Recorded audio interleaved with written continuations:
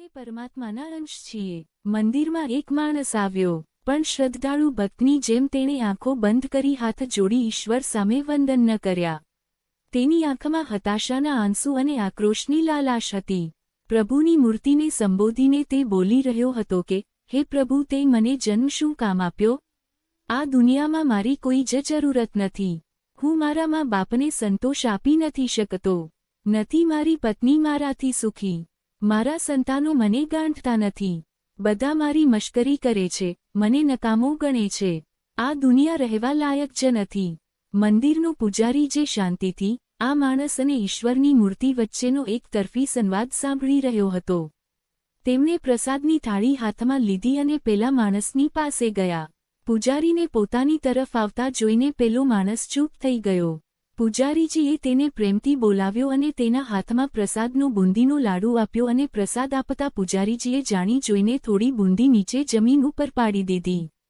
પેલા માણસે જમીન પર પડેલી બુંદી ઉપાડી લીધી અને પ્રસાદ હતો એટલે આંખ માથા પર લગાડી તેણે નીચે પડેલી બુંદી પણ આરોગી લીધી।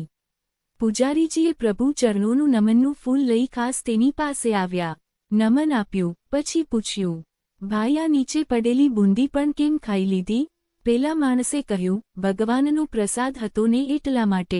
પૂજારીજી આ જવાબ સાંભળીને પછી મંદ મંદ હસ્યા અને પ્રસાદનો થાળ તેની તરફ આગળ કરતા બોલ્યા, જો ભાઈ, આ થાળમાં બુંદીના લાડવા છે, સાથે સાથે છૂટી પડી ગયેલી બુંદીઓ પણ છે, પરંતુ એ બધો પ્રસાદ છે ખરું ને? પેલા માણસે હકારમાં ડોકું હલાવ્યું। પૂજારીજી આગળ બોલ્યા, ભક્ત, હવે મારી વાત સાંભળ। આ મુરલીધર મૂર્તિમાં જે છે તે પરમાત્મા છે અને તે એક બુંદીનો લાડવો છે અને આ જગત અને જગતમાં અવસ્થા બધા જ પ્રાણીઓ, હું અને તું એ બધા જ આ લાડવામાંથી છૂટી પડી ગયેલી બુંદીઓ છીએ।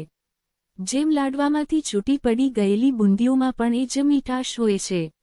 ઈશ્વરનો પ્રસાદ બુંદી નીચે જમીન પર પડે તો પણ તેનું અવમૂલ્યન થતું નથી, તેમ આપણે પણ ઈશ્વરના જ અંશ છીએ।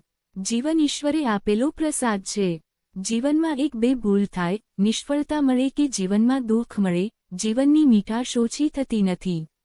તો તું ફરીથી જીવન હોંશથી જીવ, મહેનત કર, આગળ વધ।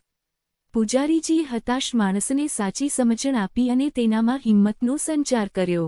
આ વિડીયોને લાઇક અને શેર કરશો, કોમેન્ટ કરશો અને ચેનલને સબસ્ક્રાઇબ અવશ્ય કરશો।